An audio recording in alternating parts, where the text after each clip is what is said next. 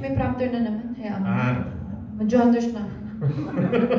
Pero kinukwento ko nga dun sa mga bagong singers ngayon kasi sila talagang naka-prompter na sila. Sabi ko, nung time namin, lahat memorize. Spills, memorize. Blocking, memorize. Lahat mini-memorize talaga. Diba? Ganun talaga. Eh, buti na lang, bata-bata pa naman ako noon, so okay. Ngayon, medyo pulpul na aking so accepted naman rin naman ngayon yun, so okay. Sino pumili kay Jonalyn at kay Hazel? Bakit sila yung nandito?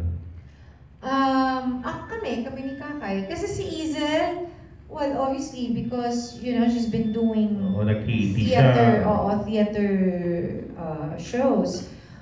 Si Jonalyn, we just wanted, kasi, actually, dapat isa naging guest namin, pero parang okay na rin na dalawa kasi magkaibang weekend sila.